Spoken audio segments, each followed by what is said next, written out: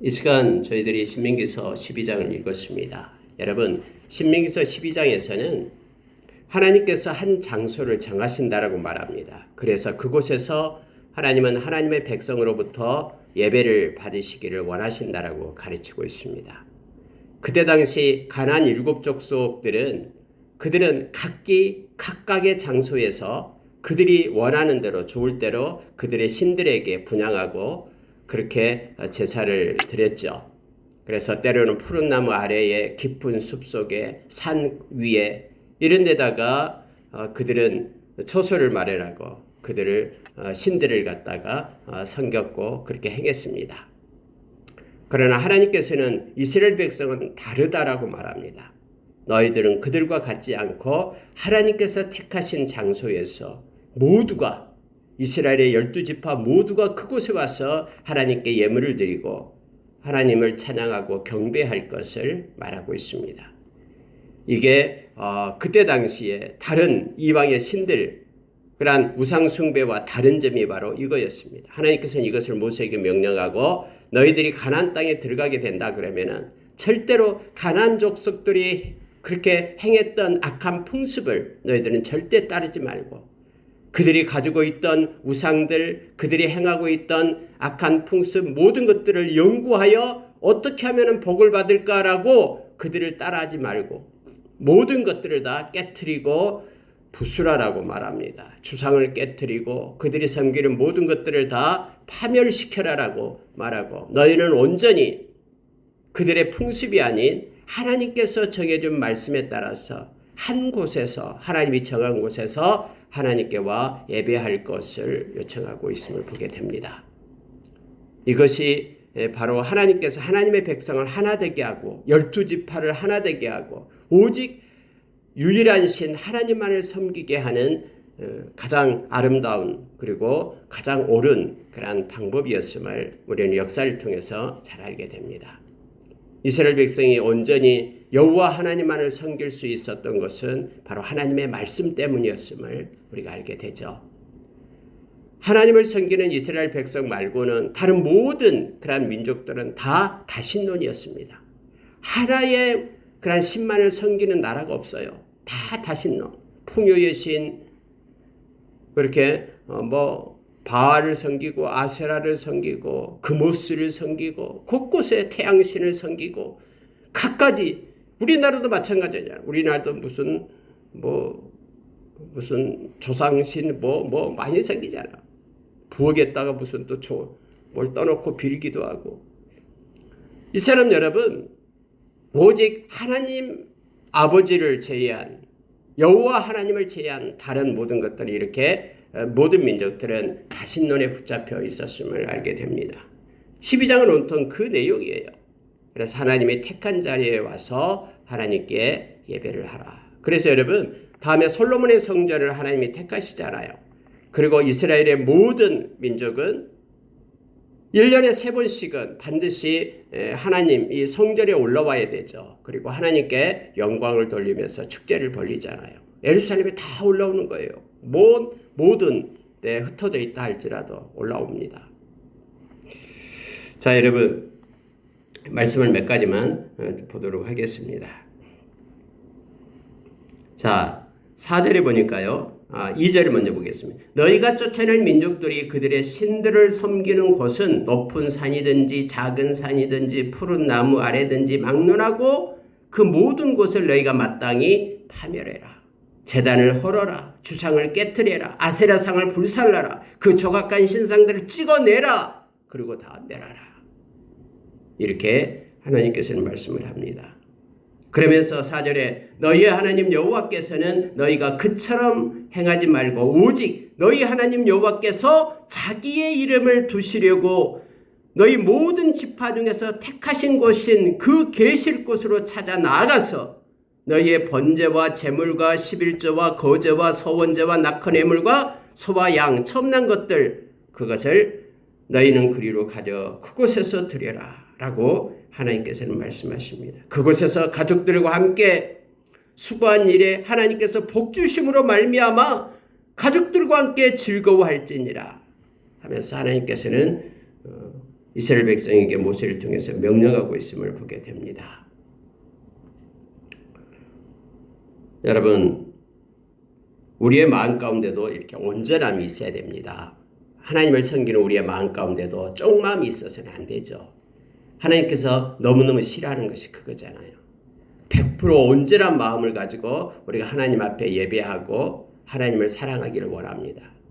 쪽마음을 품으면은 하나님께서 모든 것을 듣지 않겠다라고 우리에게 가르쳐주죠.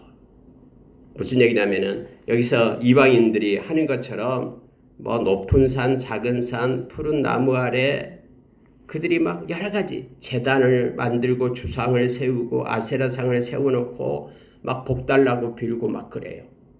우리의 마음 가운데도 온전히 하나님 한 분만이 계시야지 세상의 풍요의 신이 마음의 한 구덩이를 차지하고 있으면 안 됩니다.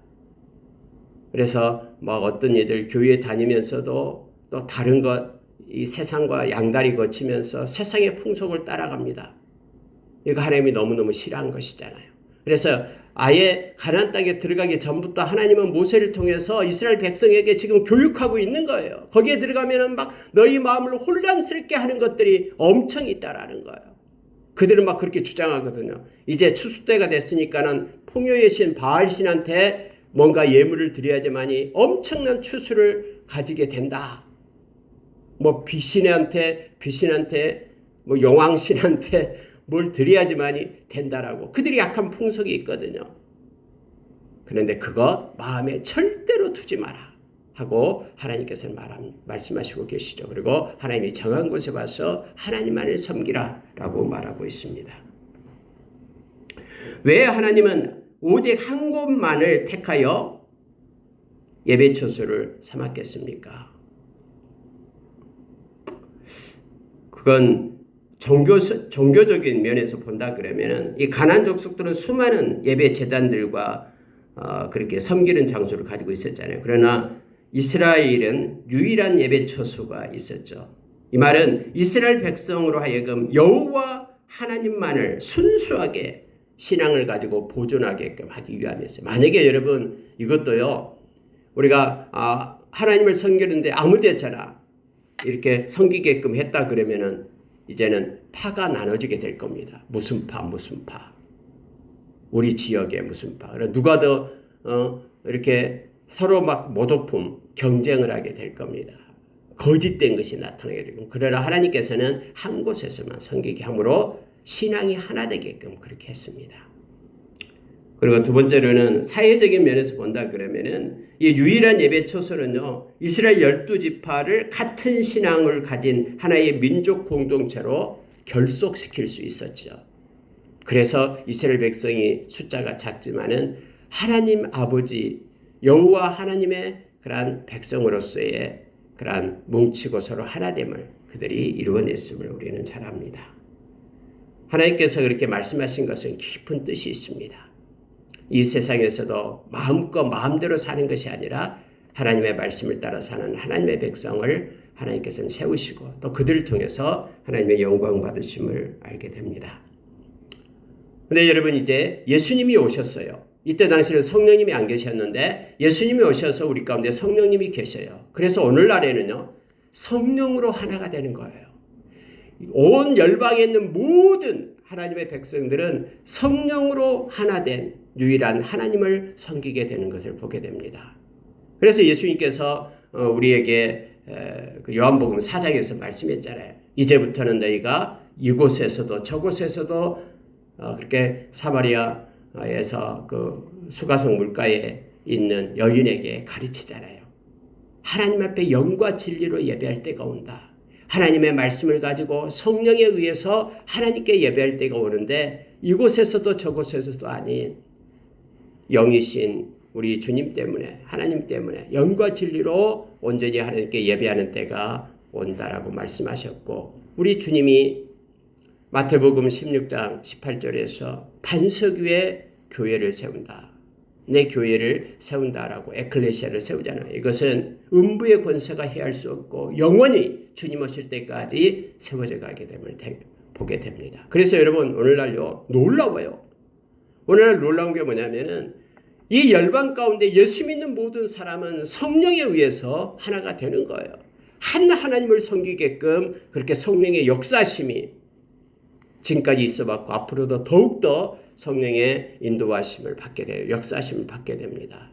그래서 성령 안에서 하나 되어 유니버셜 처치, 우리 주님을 따르고 하나님을 섬기는 아름다운 교회들로 그렇게 세워져 가게 됨을 보게 됩니다. 동일한 하나님의 말씀을 가지고 진리로 그리고 성령에 의해서 온 이 열방 가운데 하나님을 섬기는 예수 그리스도의 제자들이 일어나게 됨을 알게 됩니다. 자, 여러분 11절에 한번 보시기 바랍니다. 너희는 너희의 하나님 여호와께서 자기 이름을 두시려고 택하실 그곳으로 내가 명령한 것을 모두 가지고 갈지니, 그곳에 가서 하나님께 예배하고 하나님을 찬양하고 경배할 것을 말하고 있습니다.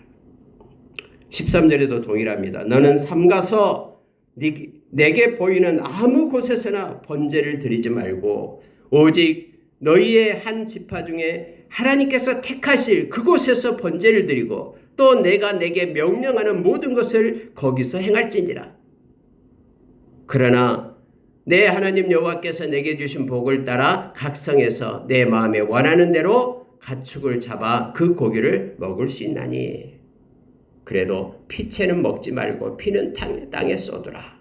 이 말씀을 하시는 거예요. 여러분 원래요, 그때 당시에 고기를 가축을 잡으면 대부분 하나님 앞에 드리고 번제용으로 또 화목 제물로서 많이 가축을 잡았잖아요. 근데 하나님께서는 고기가 먹고 싶거든 아무 데서나 이제는 잡아서 먹으라. 근데 피채는 먹지 말아라 라고 말하죠. 여러분 이슬람교 할랄 식품이라는 거 알죠?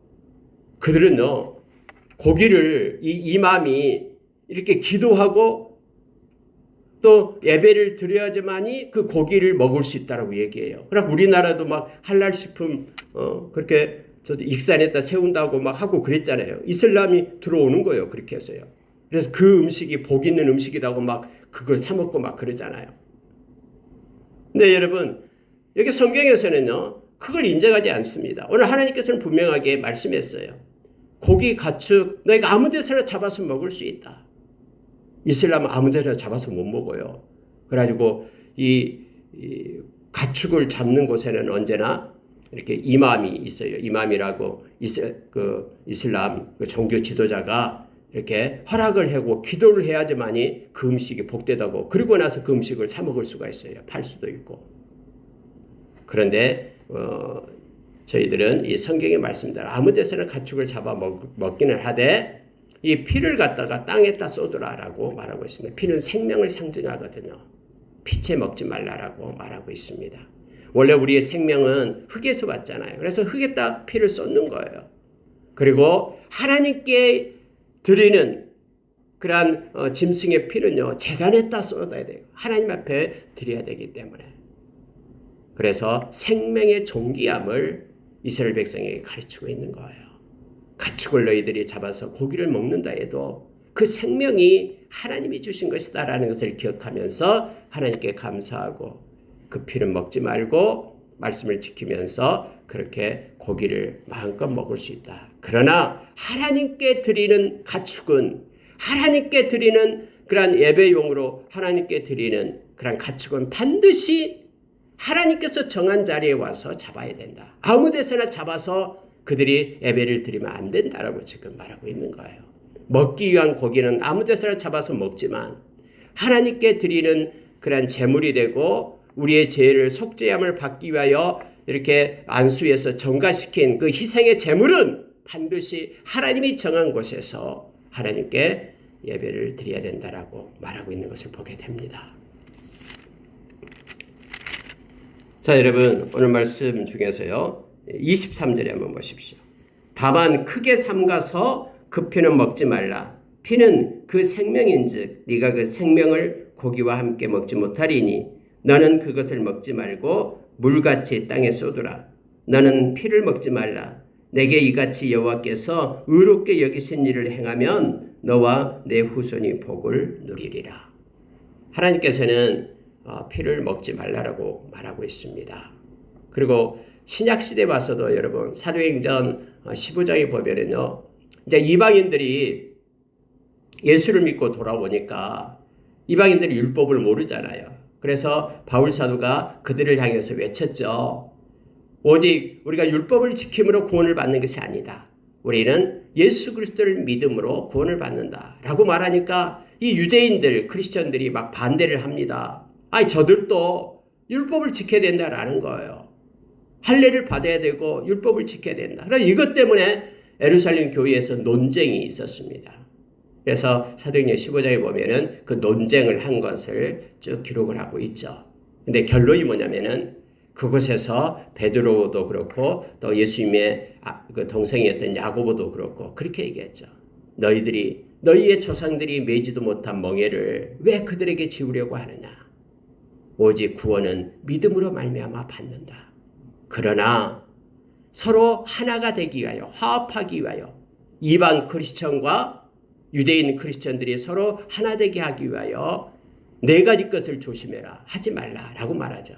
그 중에 뭐가 있습니까? 피를 먹지 말라. 이게 있어요.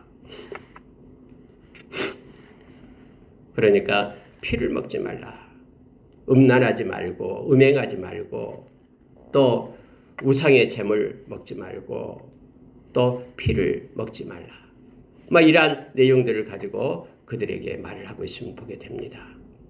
그러니까 초대교회 당시에도 이 하나님께서 강력하게 말씀하셨던 이 피를 먹지 말게. 오늘날은 여러분 물론 저희들이 그 모든 율법에 나와 있는 정결법을 우리가 행하지 않죠. 예수님의 보혈로 인하여 모든 율법들이 다 완성됐다고 보고 있습니다. 단지 이와 같은 것을 먹지 말아야 하지만이 구원을 얻는다라는 뜻이 아니죠. 목매다는 그런 가축 먹지 말라라고 얘기하고요. 이미 구원을 받았기 때문에 서로 하나 되기 위하여 그와 같은 규례를 만들고 서로를 존중할 것을 그렇게 사도행전 15장에서 말씀하고 있는 것입니다. 생명은 예수님께밖에 없습니다. 그래서 예수님을 모시지 않고 마음속에 예수님이 없는 사람은 생명이 없어요. 생명책에 기록되어 있다라고 우리에게 말하죠. 예수님의 보혈 통해서 구원을 받은 자, 죄사함 받는 자가 회개하는 자가 생명책에 기록이 됩니다. 이걸 상징적으로 우리에게 나타내주고 있고 그래서 여기서는 가축을 먹기 위하여 잡는 것과 하나님께 예배하기 위하여 잡는 것은 다르게 구별하고 있음을 보게 됩니다. 여러분 30절로 가겠습니다. 너는 스스로 삼가 내 앞에서 멸망한 그들의 자취를 밟아 올무에 걸리지 말라. 또 그들의 신을 탐구하여 이르기를 이 민족들은 그 신들을 어떻게 섬겼는고 나도 그와 같이 하겠다 하지 말라. 여러분 이게 중요한 말씀을 우리에게 주는데요. 믿는 사람들 중에서도 멸망한 그들의 자취를 밟아 올무에 걸리지 말라 했는데 그들의 자취를 밟는 이들이 있어요. 그 가난 백성들이 우상 숭배하고 거짓된 그런 길을 따라서 자취를 따라 밟아서 그들이 행하는 대로 가증스럽게 행하는 이들이 있었음을 우리는 너무나 잘 압니다. 우리가 여러분 열왕기하 21장에 보면은요. 히스기야의 아들 므낫세가 있었잖아요. 이 히스기야의 아들 므낫세는요. 이방 신들이 행했던 것을 쫓아갔어요. 그리고 그들이 행했던 우상 숭배를 그대로 행합니다. 심지어 인신 제사까지도 드리고요. 그들이 행하는 문양을 본따 가지고 와서 그대로 성전을 개조하고요. 이런 일이 있었거든요. 하나님이 하지 말라고 했는데 이런 일을 해요. 여러분 우리가 히브리서 13장에서도요. 너희 마음이 오직 하나님의 그 말씀 교훈에만 너희 마음이 가득할 것을 마음을 다른 교훈에는 뺏기지 말 것을 우리에게 가르쳐줘요. 여러분 또 목사님들 보면은요 무슨 법화경 불교에서 말하는 막 책들을 막 공부를 해요. 그래가지고 뭐라고 얘기도 하고 하는데 근데 여러분 그들을 연구하지 말라라고 얘기돼 있어요. 만약에 그렇게 연구하고 하다가 잘못하면요 악한 영이 딱 붙잡아 버리면 그곳에 빠져버리는 거예요. 그리고 이상하게 거기서 말하는 좋은 말을 끄집어냈다가 성경 말하고 딱 붙여가지고는 마치 그것이 엄청난 지식이라 되고 엄청난 것이 되는 양 그렇게 같이 그냥 말하는 이들이 있어요. 여러분 구약에도 마찬가지였잖아요. 선지자들이요 예수 그리스도 주님을 바라보면서 다시 오실 주님을 바라보면서 말씀을 전해야 되잖아요. 그리고 하나님께서 그들의 마음에 하나님께서 주신 말씀만을 외쳐야 되잖아요. 그런데 이 거짓 선지자들은 바알의 이름으로 그들이 말씀을 전하기도 하잖아요. 바알이 풍요예요, 풍요. 그래서 세상에서 이렇게 하면 잘 삽니다. 잘 먹고 잘 삽니다. 부해집니다. 하면서 세상에 좋은 말들을 딱 붙여가지고 하나님의 말씀에 가감해가지고 그렇게 전하는 이들이 있어요. 다 거짓된 거예요. 오늘 성경에서는요. 네 앞에서 멸망한 그들의 자취를 밟아 올무에 걸리지 말라. 만약에 그 자취를 밟게 되면 올무에 걸리게 된다라는 거예요.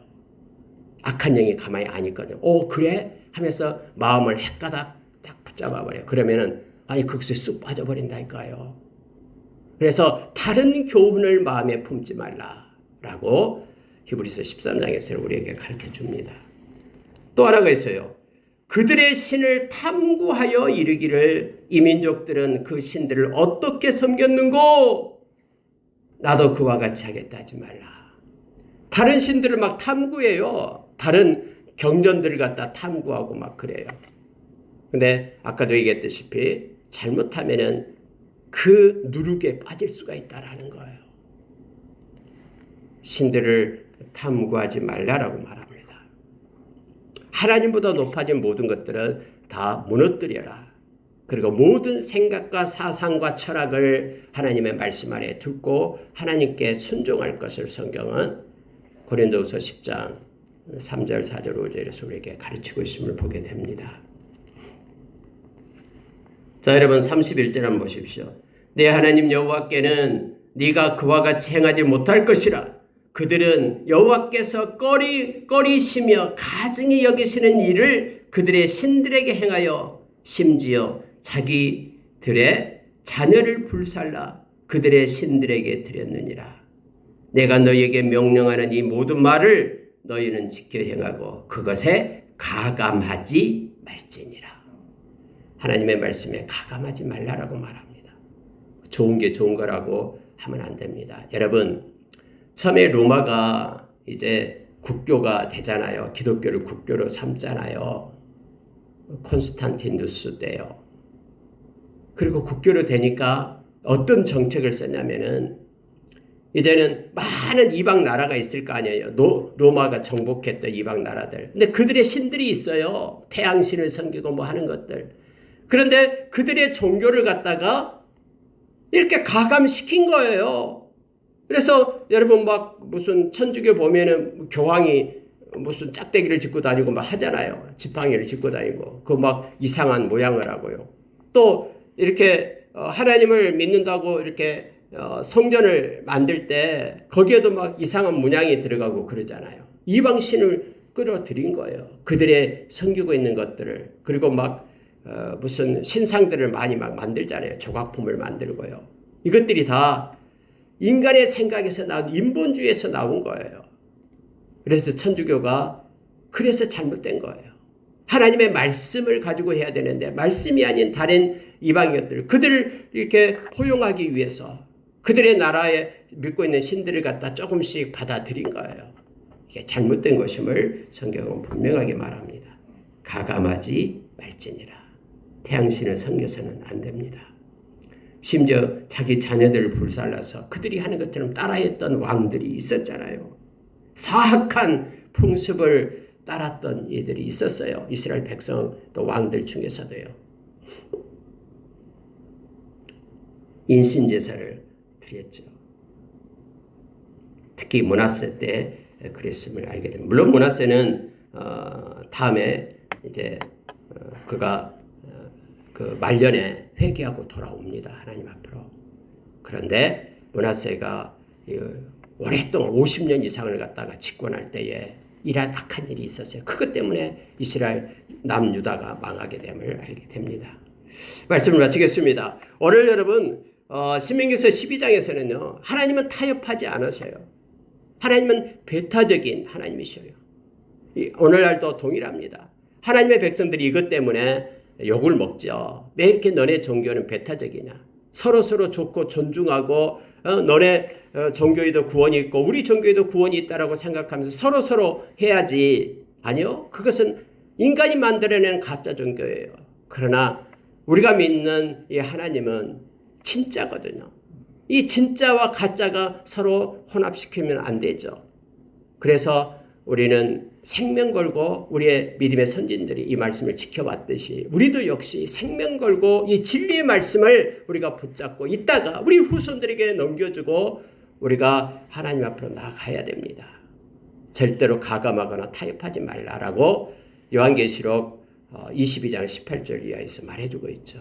더하면 재앙을 더할 것이고 빼면 구원의 길에서 빼버리겠다라고 말해주고 있죠. 하나님의 말씀은 100%여야 됩니다. 악한 자는 이 거짓 말씀을 가지고 우리를 유혹하잖아요. 마태복음 4장에서 예수님을 유혹했듯이 예수님을 성전의 꼭대기에 세우고 야 떨어져 봐라. 아이 성경에 말했지 않냐. 천사를 보내서 하나님께서 너를 붙들어 주게 될 것이다. 뭐 하나님의 말씀을 막 인용해요.